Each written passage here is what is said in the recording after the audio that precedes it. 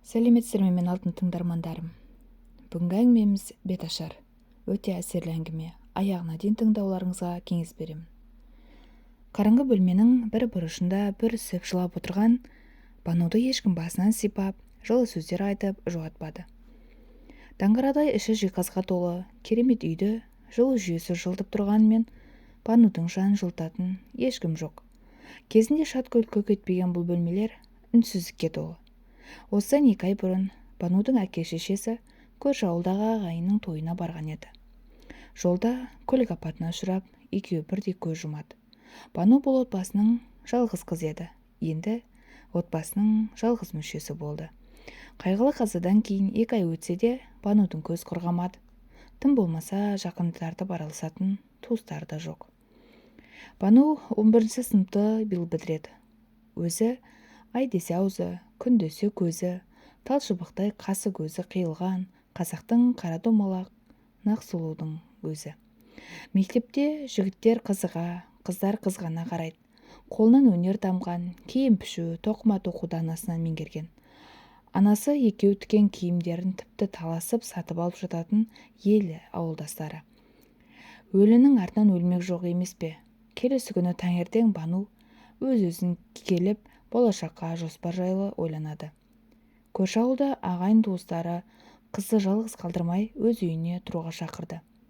Бану келісіп кетті. Үйін құлыптап сатылады деген тақташа әлді. Керек жарағын алған ол бірден автобусқа қарай тартты. Әкесінің ағайын інісі Мұрат аға өте ақкөңіл кісі екен. Банудың қалын сұрап, жұбатып, жақын тартып жатыр. Ал жеңгесі Сая іші тар, қызғаншақ адам екенін бірден біліп тұрды. Бануды сәлемін алмастан алакөзбен бір атып жақтырмаған даусымен шайға шақырды. Мұрат пен Саяның 2 баласы бар. Үлкені 5 сыныпта, кішісі 2 сыныпта оқиды.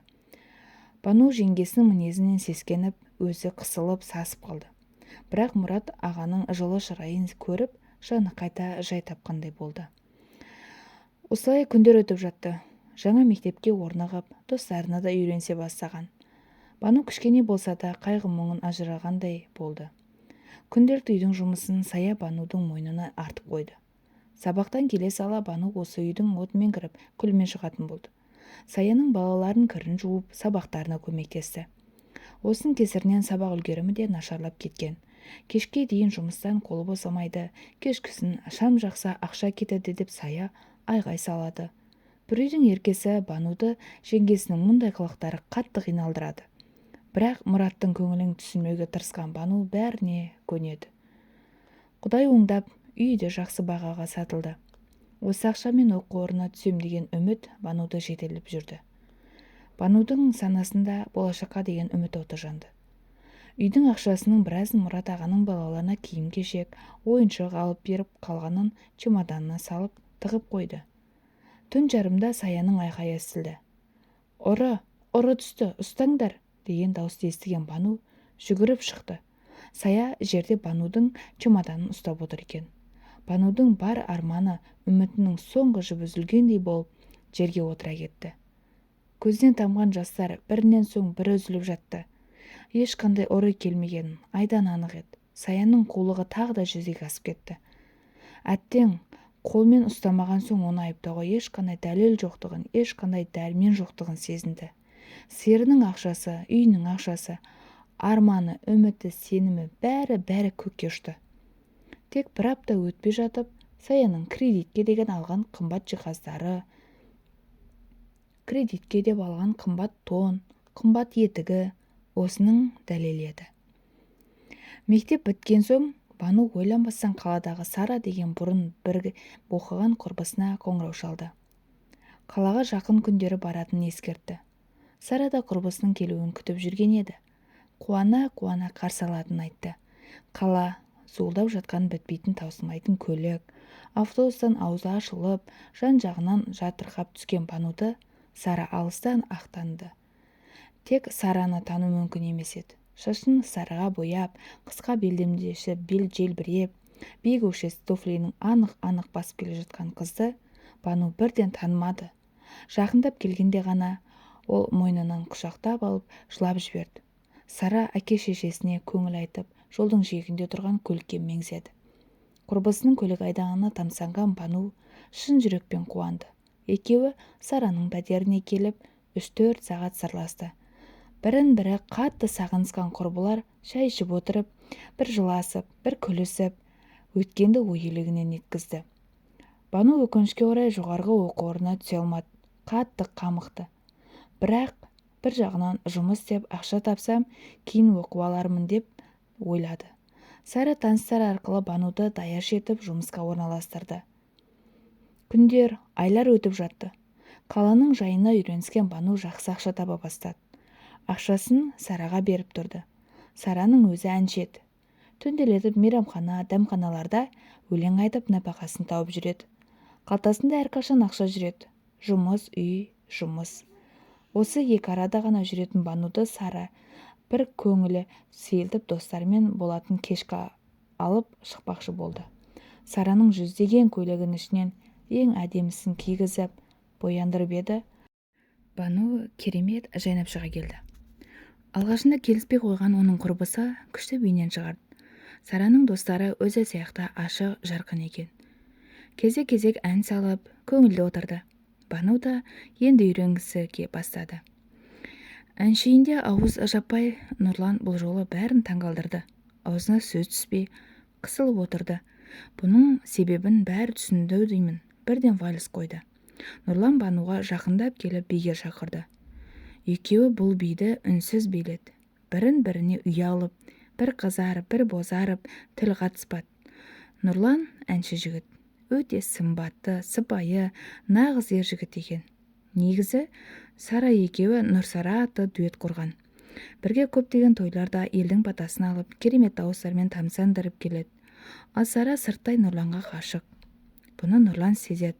Бірақ Сараның қыңыр мінезін онша ұнатпайтын еді. Енді міне, бір көргеннен Банудың сұлулығына, биязылығына байланып қалған Нұрланның көзінен махаббат ұшқыны байқалады.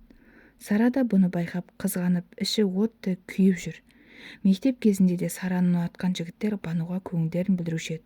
Тағы да солай болды. Бану да білдірмегенмен Нұрланды бірде ұнатып қалды. Кеш біткен соң Сара мен Бануды Нұрлан шығарып салды. Сараның Бануға деген көңілі суып кетті. Бұрынғы қайырымды Сара енді жоқ. Киімін қызғанып, болмаш нәрсеге сөйлеп, қабақ шытатынды шығарды. Бірақ махаббаттың торына іліккен Бану оған мән де бермеді. Арман мен қиялда ұшып жүрді. Бану мен Нұрланның арасында махаббат өріп еді. Күнделікті кездесіп, айлы түндерде қала көшелерін кезетін болды. Нұрлан домбырасын әкеліп, Банужан, екеуміз үйленгенде саған беташар жырын өзім шырқаймын. Тыңда, міне былай тұр, бетіңді мынамен жаба тұр деп киімін жауып қойып, айт келін-ау, айт келін деп шырқай жөнелетін. Көшедегілер де таңырқап та, тамсанып та қарап өтетін. Бану киімнің астында ішек-сілесі қатып күліп отырады. Құшақ-құшақ гүлге Бануды қарық қылды. Екеуі ғашықтар көлінде жүзді. Дүниедегі болып жатқан жайларға қарамады. Бейне бір басқа әлемде сияқты. Сара болса Бануды жек көрген соншалықты тіптен одан құтылудың жолын қарастыра бастаған еді. 8 наурыз еді. Нұрлан Бануды кешкіде орталық паркке шақырды. Өкінішке орай қаланы білмейтін Бану Сарадан көмек сұрады. Осының пайдаланған Сара ойланбастан басқа парктың мекен жайын сызып берді. Әдемі киініп, дайындалып, Бану кездесуге шықты. Саябаққа келген Бану кіре берсе есікте ұзақ күтіп қалды. 1 сағат, 2-3 сағат өтті. Нұрлан келмеді, қараңғы түсіп қалған еді. Ал Сара бұл кезде Нұрланға телефон шалып, Банудың басқа жігітпен кетіп қалғанын, оған сатқындық жасағанын айтты. Нұрланның қызғаныштан көзі қарауытып, естігеннің бәрін шын көріп тұрды. Бану қатты тоңып, көзінен жасы тамшылап, подъезге жақындап келе жатты. Нұрланға ашуланып, бір жағынан бір нәрсеге ұшырап қалды ма екен деген ой көңілінен кетпеді. Кенет бұрылыстан шамын жақпай, ұшып шыққан көлік оны қақты да кетті. Көзін ашса, палатада жатыр екен. Жанында медбикеден басқа ешкім жоқ. Аяқтары қатты ауырып тұр. Жай басын көтеріп қарап еді, есінен тана жаздады. Екі аяғын тізеден төмен кесіп тастапты. Бар даусымен айғайлап жылай бастады. Медбике құшақтап жұбатты. қайтсын, жанында демеу болар ешкім жоқ. Медбикенің аяныш сезімі еріксіз қызды құшақтап жылы сөздер айтқызды. Аспан жерге түскендей, бүкіл әлем одан теріс айналғандай. Бір апта жатты. Осы бір аптаның ішінде ешкім келмегені жанына батты. Әттең, әке-шешем жанымда болғанда жылы құшақтарымен жылтар еді. Мейірімдеріңді сағындым. Неге мен, неге? Бір кезде мейірбике сүйінші сұрағандай: «Бану, жігітіңіз кеп тұр», деді. Өз құлағына өзі сенбеген Бану ұшып тұрайын деді. Бірақ аяғын көріп көңілі қайта түсті. Палатаға кірген Нұрлан Банудың жанына ақырын жайғасты. Бану қуанып қолынан ұстайын деп еді. Нұрлан қолын тарта қойды да: «Қалайсың?» деді. «Өзің көріп тұрсың ғой», деп Бану жылап жіберді. «Кешір Бану, мен қоштасуға келдім», деген Нұрланның сөздері жығылғанға жұдырық болды. Кішкене болса да жанына жұбаныш іздеген Банудың жүрегі қақ айырылды. Нұрланның соншалықты қатыгез екені ойы түгіл түсіне кірмеген еді. «Кешір, ата-анама сау келін керек. Сен де мен түсінші», деді. Бану үн қатпады. Терезеге тесіліп қарап жатты. Көзінің жасын сүртті де: «Кете бер, бақытты бол», деп нақ жауап берді. Осыны күткенде Нұрлан тұрды да шығып кетті. Бану бұдан соң жыламады. Қайта мұндай сатқыннан дер кезінде құтылғанына тәуба деді. 2 аптада соң дәрігерлер қыздың жағдайын біліп, мүгедектер арбасын тауып берді. Ауруханадан арбамен шыққан қыз бірден Сараның үйіне тартты. Сара есігін ашты да: «Ренжіме Бану, мынау киімдерің, менімен бірге тұра алмайсың. Саған бір адам қарау керек қой», деді кемсітіп. Бану Сарадан осыны күткен еді. Себебі оны Сараның көлігі қаққанын сезген. Киімдерінің арасынан тек керектілерін теріп алайын, көтере алмаспын деп ойлаған Бану киімдерін ақтарып отырып, анасы екеуі тіккен көйлектерді көріп көңілі босап кетті. Бар ішіндегілер жиналған қайғысын көйлекті бетіне басып отырып жылап шығарып алды. Бұны көріп тұрған Сара еш аяушылық танытпады. Қайта Нұрланға қол жететін сезініп қуанып тұрды. Тіккен киімдерін Бану орталық базардың алдына жайып қойды. Мүмкін мүгедек тіккен көйлектерді біреу аяп сатып алатын шығар деп ойлады. Негізі осы отырысына өзі қатты қынжылды. Киімдеріне мән беріп жатқан ешкім жоқ, бірақ сұлу қыздың бұл отырысы көбісінің көңілін жабырқатты. Кеште батып қалған, қалтасында азын-аулақ тиынға жақын жерден барып, ыстығына алып келейін деп, арбасының дөңгелегін айналдырып кетті. Нанын алып келіп жатыр еді. Оның киімдеріне бір өте сымбатты, қымбат киінген үлкен келіншек тамсана қарап тұрғанын байқады. Жанына ұшып келіп: «Апай, бірдеңе іздедіңіз ба? Ұнады ма?» деп алғашқы жақындаған адамына қуанып кетті. «Бұл дүниелерді кім тікті, кім тоқыды?» деді. «Мынаны мамам, мынаны мен», деп мақтаныш сезімін көрсетіп жатыр еді. Майра сүйсініп: «Менің салонымда жұмыс істейсің бе?» деді. Алланың өзі жіберген бір мүмкіндігі екенін түсінген Бану қуанып кетті. Салоны керемет екен, іші үлкен, Майраның қол астында 6 жұмыс істейді екен. Тек байлар киінетін салон шамасы. Бану бірден тігілген, пішілген киімдерді қызықтап кетті. Майра Бануға таза киім беріп, қызды жөніне келтірді. Бірден жалақысын келісіп алды. Бірақ қазір Бану жалақыны ойлап тұрған жоқ. Қалай базарда түнеймін деген қорқынышты құтылғанына қуанып отыр. Майра өте ақ көңіл, қайырымды келіншек. Жалғыз ұлы бар. Ол шетелде дәрігер болып жұмыс істейді. Бануды қызындай көріп кетті. Банудың да қолынан өнер дамып тұр. Оның тіккен бұйымдарын сұранысы артып, Майраның ісі оңға басты. Майра ұлы Сәбитті әуежайдан күтіп алды. Жолай болған оқиғаларды Бану жайлы бәрін айтып берді. Келе салып Сәбит Банумен танысуға асықты. Себебі өзі дәрігер болған соң әрқашан қол ұшын беруге асығып тұратын. Банудың сұлулығына тәнті болған Сәбит бірден шетелдер қызметтестеріне хабарласып, Бануға протез аяқ салдыруға келісті. Бұндай мейірімділікті бұрын-соңды көрмеген Бану бұл кісілерге шексіз риза еді. Бір айдан соң Бану мен Сәбит Израильге ұшты. Ол жақта 3 апта болып, қайта Қазақстанға аяқтан еш айырмашылығы жоқ көрінбейтін, білінбейтін жасанды аяқпен қайтқан Бану бақытты еді. Бір-біріне бауыр басып қалған екеуі қалай ұнатып қалғандарын да байқамай қалды.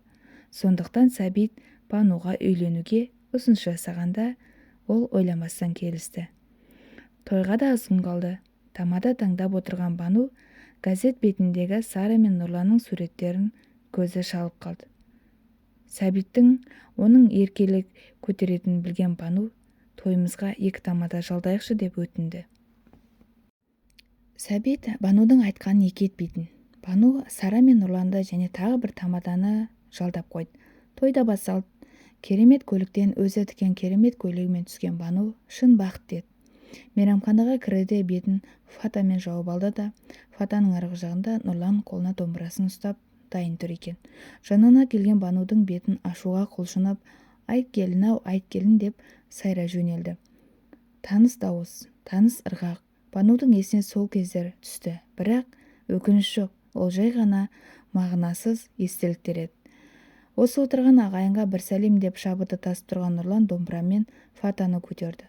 Ар жағынан сұлулыққа тұнып тұрған Бануды көргенде суық суды бастан аяқ құйып жібергендей сезінді. Өкініш өзегін өртеп, бозарып, қатты қынжылды. Сарада құрбысының қандай дәрежеге жеткенін байқап, аузы ашылып тұрып қалды. Оның қолынан жұлқып ұстаған Нұрлан киініп сыртқа шығып кетті. Ол кезде Сәбит пен Бану бақыт валисінде айналып жатқан еді. Дүние кезек, бәрі өткінші. Тек үмітіңді үзбесең болғаны.